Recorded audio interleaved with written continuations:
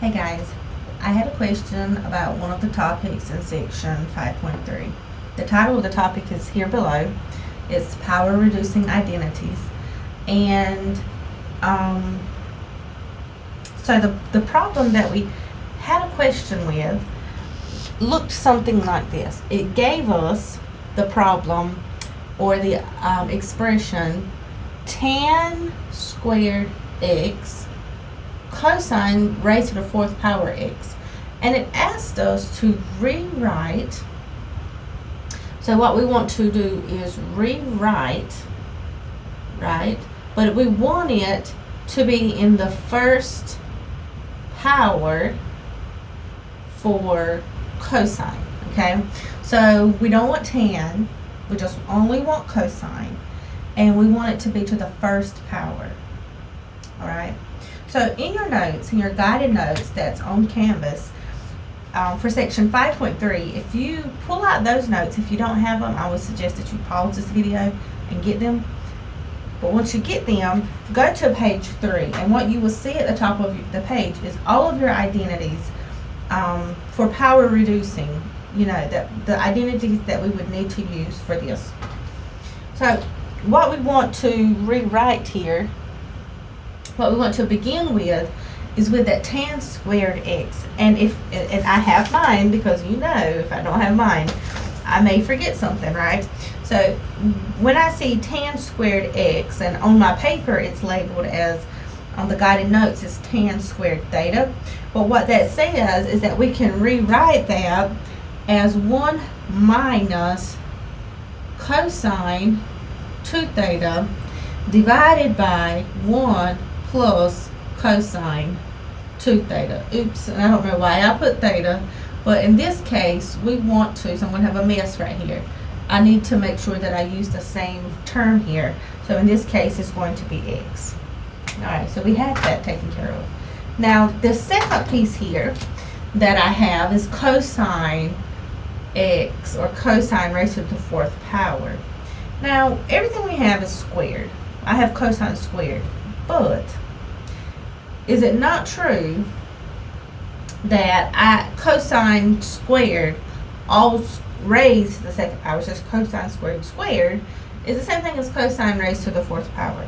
So what I'm going to do here is I'm going to take, so just to make sure we're on the same page, that is really cosine squared x raised to the second power again. So I'm going to take and I'm going to rewrite this as 1 plus cosine 2x over 2, and I'm going to square it because that would allow me to have that fourth power there. Okay. So this, if I look at that, the left, what I see right now is that I'm kind of want to leave that left side the same. But on the right side, I just want to make sure that we are all on the same page. That right side is the same as 1 plus cosine 2x divided by 2 times 1 plus cosine, and this may run off the screen a bit, I hope not, but it's there, divided by 2. Okay, so the reason I wrote that out for you is because you can see here that denominator and this numerator will reduce, and that leaves me with, what color do I want to write with? That leaves me with 1 minus cosine squared x times 1 plus cosine 2x divided by 4. Now, if I multiply this out, if I expand this, because I don't think there's anything that I have in that form that's really going to help me there. But if I expand that, what I will get is 1 times 1, that's going to give me 1. And because these have the same terms but a different sign, the middle terms, when I distribute, will cancel. So I get to kind of do a shortcut here and just multiply the last 2 terms, and that's going to give me cosine squared 2x And that's all still divided by 4. Now I can rewrite this. I can break this up just a bit. I'm going to separate this. And that can be rewritten as 1/4 minus 1/4 cosine squared of 2x. And the 2x is running off just a bit. Let's see if I can change this. Move this over. There you go, where you can see that. So why is that helpful? Why did I decide to manipulate it, this expression, that way? Well, if you look on your notes again, your guided notes, again, I have an identity that allows me to rewrite that cosine squared 2x. So what I'm going to do is I'm going to bring down that 1/4 minus 1/4, but in the place of that cosine squared 2x, because remember, I can't have an exponent of 2. I want to have it to the first power. So I'm going to use those reducing identities to rewrite the cosine squared x as 1 plus cosine 2x. So let's be careful here. If this is my x, or if this is my theta, if theta is 2x, then what must 2 theta be? 4x, correct? Divided by 2. And I think I'm pretty much done here.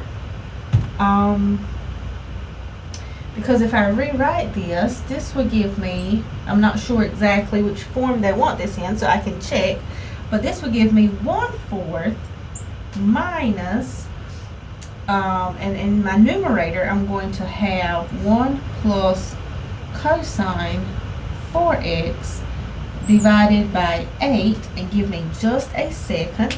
Let me check the answer, the form that they want this answer in. So what they want us to do here is they want us to break this up, because essentially what I have is a 1/8 there, okay? So what I have here, stay with me, I have my answer, just make sure we have it in the form that they want. So we have this 1/4 minus 1 divided by 8 gives me 1/8. And then remember, we have to distribute that minus, so that's going to be minus cosine 4x divided by 8. And what I end up having is a 1/4 minus 1/8.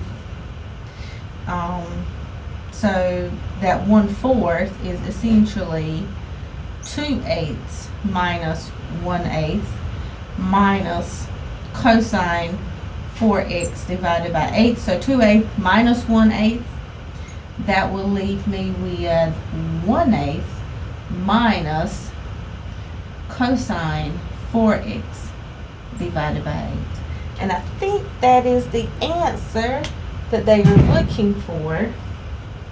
It is. Well, let me take that back. The only thing that I would do, let's write it here in this box, my answer. When I look at their answer, the only thing I see that they did, they left the 1/8 out front, minus, so they don't want to leave this 8 under the cosine, so they brought the 1/8 out front, which is this right here, because of that, and they wrote the cosine 4x to the side. So they write the cosine without the denominator under it. They like to have the fraction in front of it, it appears. So this, guys, is my answer. And they're all going to work similarly, the same way.